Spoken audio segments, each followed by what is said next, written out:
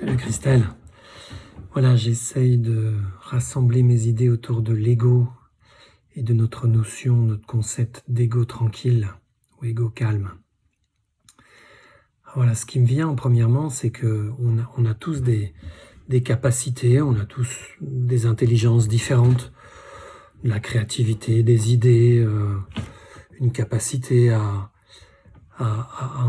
poser une méthodologie on va dire, type gestion de projet pour que ces idées se réalisent dans le monde, à suivre cela, à être minutieux ou pas, à avoir des connaissances dans les domaines techniques, des expertises qui nous permettent de contribuer à une équipe. Voilà, tout ça, des capacités à communiquer, des capacités d'empathie, à comprendre l'autre. On a plein de... Si tu veux, il y a un spectre comme ça. Moi, je vois ces diagrammes en étoiles et on a tous ces étoiles avec des branches un peu atrophiées, puis d'autres qui sont super développées. Et c'est ça nos talents, c'est ça nos savoir-faire. Voilà. Mais je vais dire, autour de ça, peut-être au-dessus, mais moi je le vois vraiment comme enveloppant nos capacités, nos talents, nos moyens de nous exprimer dans ce monde. Eh bien, il y a une couche, tu vois, j'aime bien ces trucs de l'oignon, hein, différentes pelures, différentes couches les unes sur les autres. Il y a une ou plusieurs couches qu'on va appeler notre ego. Voilà, on peut le voir comme on veut, on peut l'appeler ça comme on veut. Notre ego, il vient de... En fait, quelque part, c'est pas vraiment nous, quoi. C'est nos conditionnements. Voilà, quand tu étais gamine, on t'a dit t'as pas de valeur, tout le temps. Ben, à la fin, tu crois que t'as pas de valeur et que t'as pas cette étoile avec ses branches super développées à certains endroits, et d'autres, oui, qu'il faut encore développer. Ou bien à l'inverse, quand tu étais gamine, on t'a dit t'es super bonne, t'es la meilleure du monde, type un peu américain, et en fait, t'as un ego qui pense que les autres sont moins bons que toi. Alors souvent, les complexes d'infériorité se manifestent par de l'arrogance de supériorité. Hein. C'est l'effet pendulaire là au boomerang. Voilà, donc c'est lié tout ça. Et nous, qu'est-ce qu'on veut dans SRE? On veut que les gens soient réellement en contact les uns avec les autres. On veut pas qu'ils soient dans des contacts de pelure d'oignon. J'ai raison, t'as tort, de la compétition, qui a la plus grande, qui fait le mieux, je vais te battre, ou je suis nul, j'y arrive pas, j'attends qu'on ait besoin de moi et qu'on me le dise pour y aller. Tu vois, tout ça, c'est des pelures d'oignon. Voilà. Nous, ce qu'on souhaite, nous à SRE, ce qu'on souhaite, c'est que les gens soient en contact avec leur étoile. Alors, tu peux dire leur diamant, tout ce que tu veux. Cette étoile qui est à l'intérieur d'eux. Leur force vive, leur talent, et puis aussi leur fragilité. Parce que les branches des étoiles qui sont pas très développées, c'est une fragilité quand je suis dans un groupe, dans le sens que l'autre, c'est mieux que moi. C'est mieux faire, c'est mieux. Mais c'est pas grave, je suis là pour apprendre, justement. Et donc, le concept de l'ego calme, c'est un peu ça. C'est dire... Comment est-ce que j'arrive à développer une capacité pour traverser mes pelures d'oignon, pour être en contact et laisser s'exprimer le centre, cette étoile. Et je répète que ce soit mes talents et mes fragilités. Et ça, on est bien d'accord, c'est le but des écoles de la transformation, des SRE, c'est le but du leadership inspirant, du leadership transformant qu'on souhaite, c'est-à-dire qui met au centre la relation vraie, on pourrait dire le plein contact en termes de gestalt. On pourrait dire d'être là pleinement, ne rien cacher. Andrew a parlé de wholeness, de Frédéric Laloux. Ça me parle un peu moins, mais bon, pourquoi pas. Je préfère cette histoire d'être vraiment en contact avec l'autre, qui est rien dans notre relation, qui n'y ait pas de pelure entre toi et moi, tu vois, le moins possible. Et ça, ce concept scientifique de recherche de l'ego calme, eh bien, il permet d'accéder à ce cœur.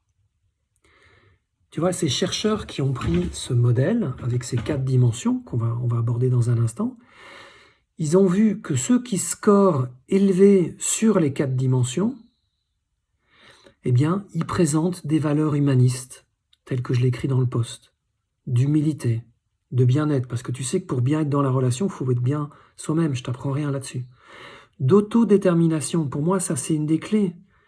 La personne autodéterminée, donc qui prend en main sa vie, en fait, elle a le sens de sa vie. Sinon, elle ne pourrait pas le prendre en main, je crois. C'est une hypothèse, mais en tout cas, c'est ce que je crois. D'autocompassion, c'est-à-dire être en lien avec l'autre quand il est en souffrance, mais pas trop non plus. Parce qu'à un moment donné, quand l'autre est victime, ben ouais, qu'est-ce que tu fais? Il est en souffrance, mais il est victime. Donc tu sais qu'il faut qu'il sorte de son état, son fameux triangle dramatique, sinon on ne peut rien pour lui. Donc l'autocompassion juste. On sait qu'ils ont un degré de confiance en eux, de confiance en soi élevé, ces personnes-là qui scorent haut. Le dépassement de soi, parfois oui, il faut se dépasser, montrer le meilleur de soi. C'est pas une question de compétition, hein. C'est une compétition d'autoréalisation. Le dernier étage de la pyramide de Maslow. Souvent, ils ont une spiritualité assez élevée, donc ils croient en quelque chose de plus grand qu'eux, et ils ont un sens aigu de leur vie. Tout ça, c'est les articles que j'ai lus qui le démontrent.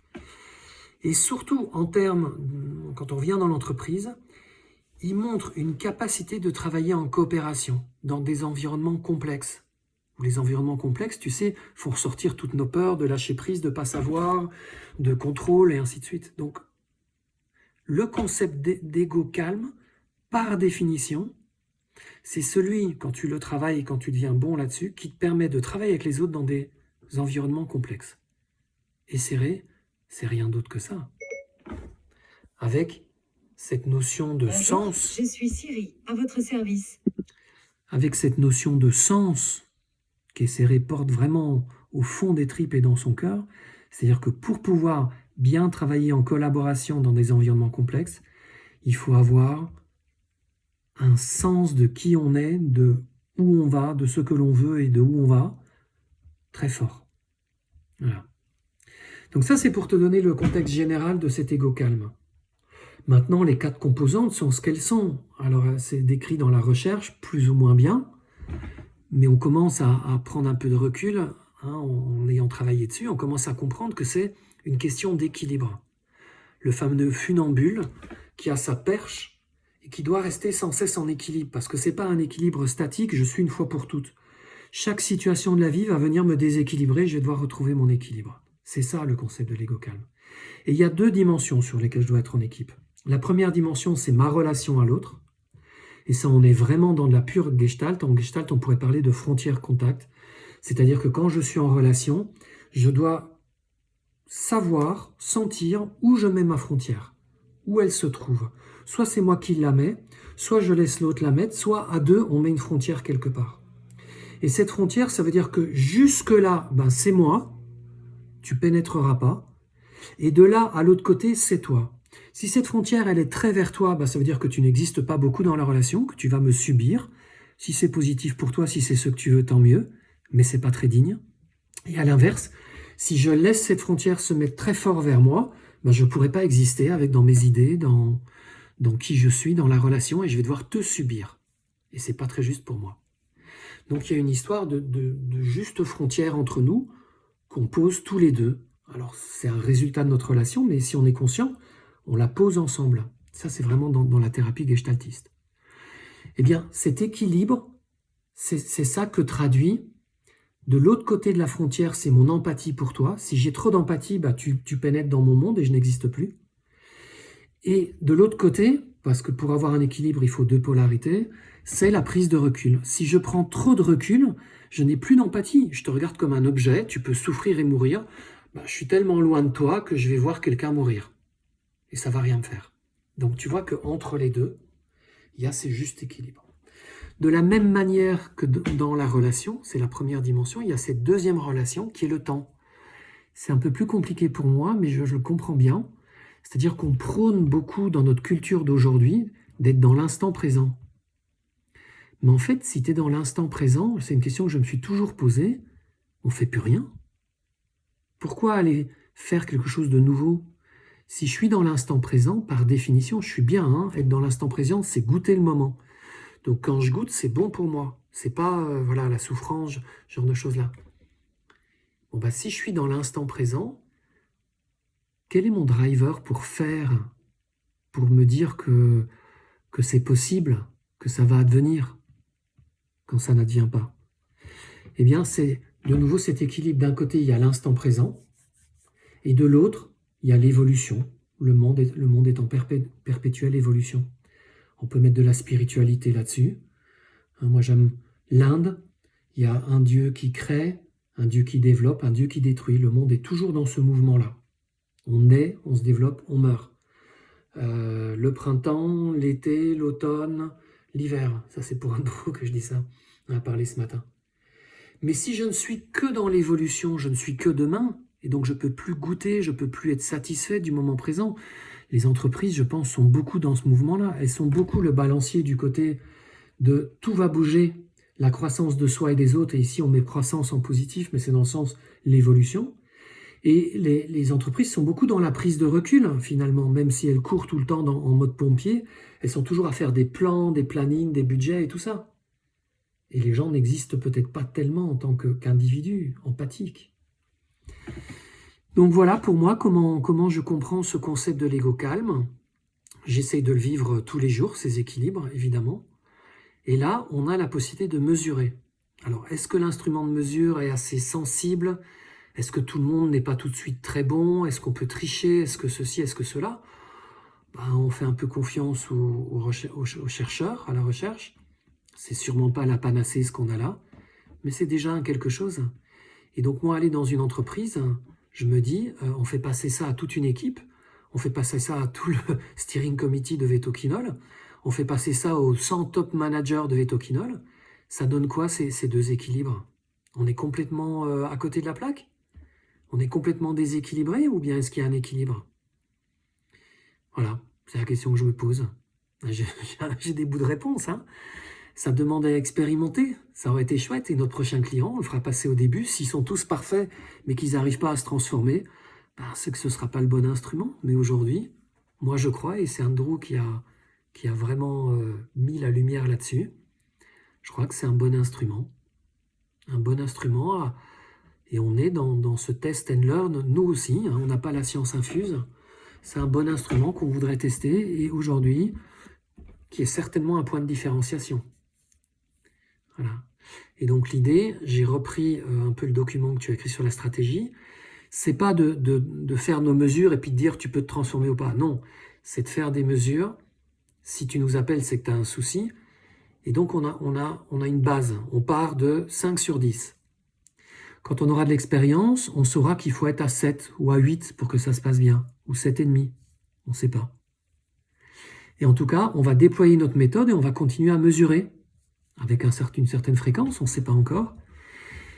Et on se rendra compte qu'à un moment donné, quand tu es 8,5, tu n'as plus besoin de nous parce que tu pourras t'auto-transformer.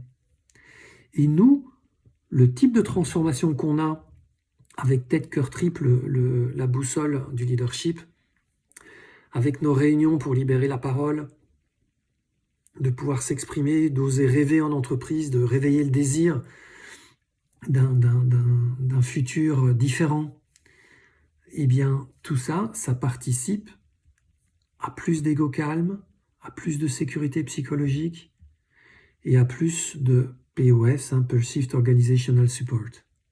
Ce dernier point, on ne l'a pas beaucoup travaillé avec Toscane, par exemple. C'est pour ça que je veux vraiment mettre la lumière là-dessus. Tu vois, c'est quoi le type de réunion? Ou c'est quoi les mécanismes qui produisent ça? Et pas juste dire on fait attention à toi. Voilà, tu sais bien que les paroles comptent pas.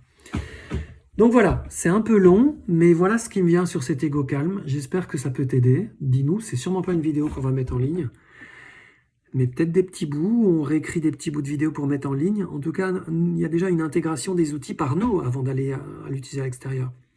Moi, si j'ai un client demain, je les utilise, tu vois, ça c'est sûr. Et je saurais lui en parler. Ciao, ciao.